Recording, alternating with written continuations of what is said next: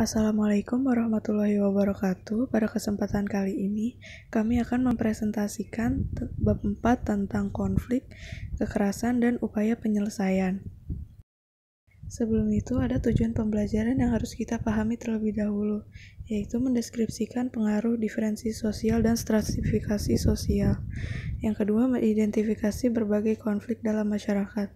Yang ketiga, mendeskripsikan sebab-sebab konflik. Yang keempat, mendeskripsikan kekerasan. Yang kelima, mengidentifikasi upaya penyelesaian konflik dan kekerasan.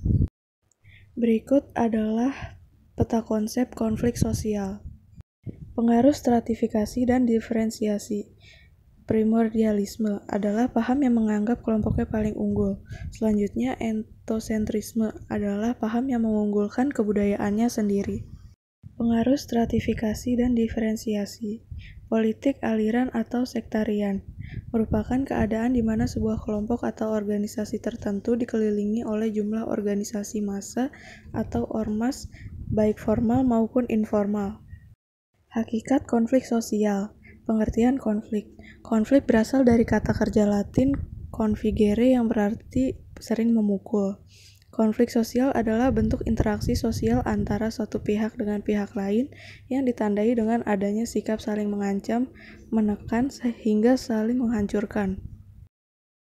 Sebab terjadinya konflik sosial, yaitu perbedaan kebudayaan, perbedaan individu, perbedaan ideologi, perbedaan kepentingan, perubahan sosial yang cepat, perubahan nilai-nilai sosial. Bentuk-bentuk konflik menurut para ahli. Menurut Louis Althusser, konflik realistis dan konflik non-realistis. Menurut Dahrendorf, konflik antar peranan keluarga atau profesi dan konflik antar kelompok sosial. Konflik antar kelompok terorganisasi dan tidak terorganisasi. Konflik antara satuan nasional.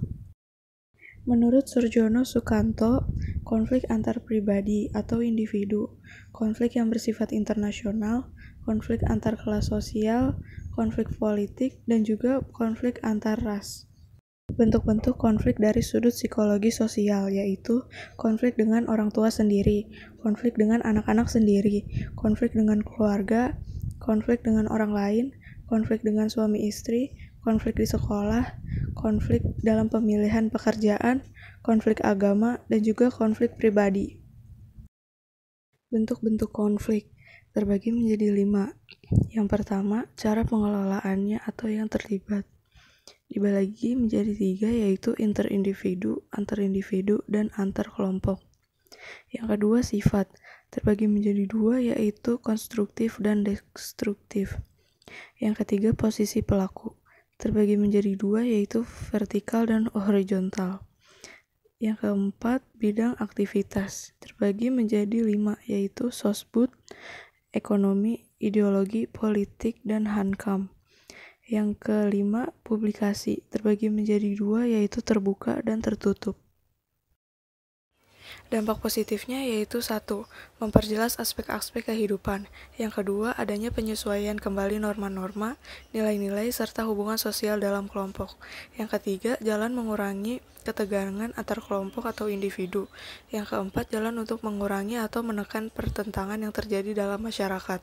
Yang kelima, memunculkan kompromi baru. Yang keenam, berfungsi sebagai sarana untuk mencapai keseimbangan antara kekuatan-kekuatan dalam masyarakat. Dampak negatifnya yaitu 1. Meningkatkan solidaritas sesama anggota kelompok atau in-group solidarity. Yang kedua, retaknya persatuan kelompok.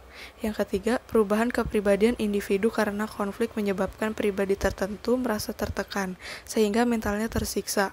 Yang keempat, hancurnya harta benda dan jatuhnya korban manusia. Yang kelima, dominasi bahkan takluknya salah satu pihak. Manfaat konflik sosial, yaitu konflik dapat meningkatkan solidaritas kelompok. Yang kedua, konflik juga dapat berfungsi sebagai alat perubahan sosial. Hakikat kekerasan.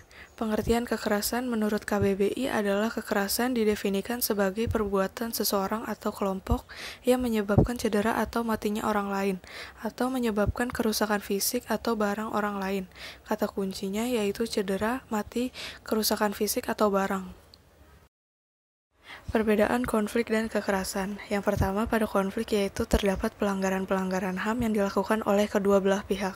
Sementara pada kekerasan terdapat pelanggaran HAM yang dilakukan oleh pihak yang kuat kepada pihak yang lemah. Yang kedua, pada konflik yaitu melalui proses yang relatif panjang. Sementara pada kekerasan, proses terjadinya relatif lebih pendek. Yang ketiga, pada konflik, korban harta benda dan nyawa terjadi pada kedua belah pihak. Sementara pada kekerasan, korban kerusakan harta benda maupun cacat fisik dan korban nyawa terjadi pada salah satu pihak yang lemah. Yang keempat, penyelesaian dilakukan oleh pihak ketiga melalui suatu proses perundingan. Sementara pada kekerasan, penyelesaian dilakukan secara adjudication atau peradilan. Yang kelima, perdamaian berdasarkan hasil kesepakatan dari kedua belah pihak. Yang keenam, pada konflik, proses terjadinya diketahui oleh kedua belah pihak, sementara pada kekerasan, proses terjadinya terkadang tidak diketahui oleh pihak yang lemah. Yang ketujuh, pada konflik, terdapat motivasi untuk meraih prestasi, sementara pada kekerasan, karena kesalahpahaman dua pihak.